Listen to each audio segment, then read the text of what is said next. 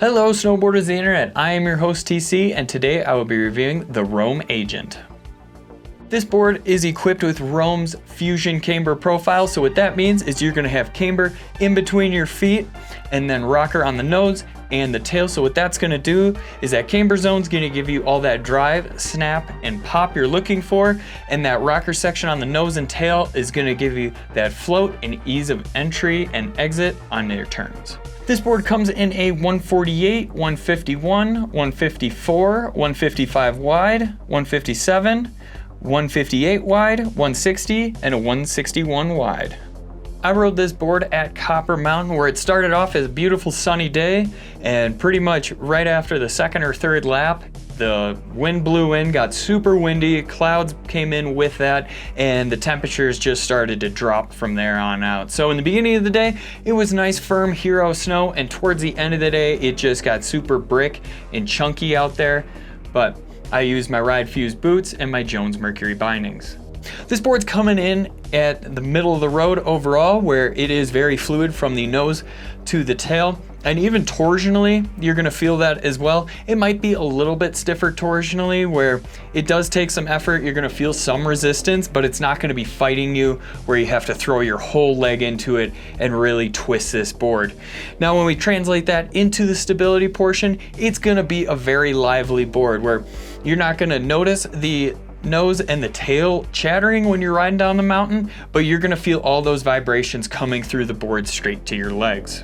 Loading this board up to Ollie, it had two different feelings to it, where if I kind of half-assed it and just slightly popped off the tail, it still had a good spring. When I fully loaded it up, that's when this rod really engaged and really launched me, where it felt stable on both of them, but you didn't have to be super aggressive and fully load this thing up every time you wanted to ollie. And that pretty much translates directly into the jump section as well, where it felt great off of jumps. Keeping speed going in and out of them, it felt extremely stable. When I got up to the lip, half the time I popped on it, half the time I pretty much let the rod and the tail just give me like an auto pop, because when you come up to that lip, it naturally wants to, and you really don't have to load it up as much. So whatever your style is, it's pretty much gonna handle that for you. And I was able to set a good edge on the landing just to keep that speed into the next jump, so stability isn't a problem in that sense either. Since you're here, make sure you like, subscribe, click that bell, and turn on those notifications so you don't miss any of the scheduled programming. When it comes to buttering, it is going to have a little bit more resistance to it, where it doesn't really want to fight you, but you're definitely going to notice that you're pressing on this board. When you just go for just a standard press, just leaning back, that sort of thing, you'll feel that rod in the tail holding you and want to return back, but you can even wheelie a little bit further back and get that double kick on the tail or the nose, depending on if you do like to butter switch, but you'll still feel that. It'll get you a nice wheelie, pretty much put that thing straight up and still hold for you. Expect a little bit pop out on the nose and the tail butter, so if you want to spin out, feel free, go ahead, it's got you. Now that'll translate directly into the jibbing section, where when you lean on it, you're gonna feel a little bit more resistance than when you're buttering it, but it feels very similar.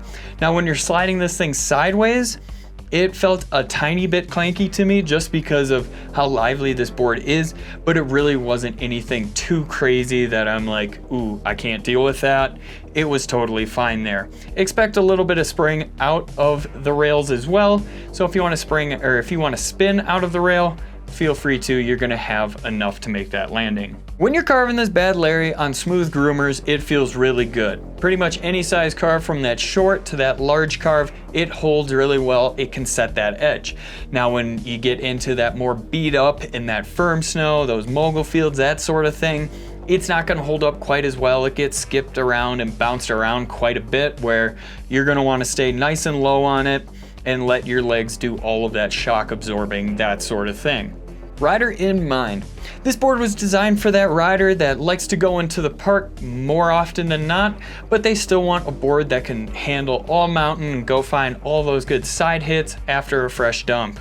They're pretty much just gonna rip this thing as their daily driver, and they're gonna put it through the ringer and try to find every little hit to blast off of. If you're looking to support us further, head on over to Angry Snowboarder VIP. We have a great video over there explaining everything and getting really in depth. I really enjoyed this board. It is a lively board, so if you're looking for something a little damp, probably not going to be the one for you. But honestly, I understand why this thing's been in their line for as long as it has. It's just a great workhorse board that'll pretty much do anything for you. I had the best time hitting jumps and finding side hits on the mountain with this thing, but super fun freestyle board that you can really do anything on.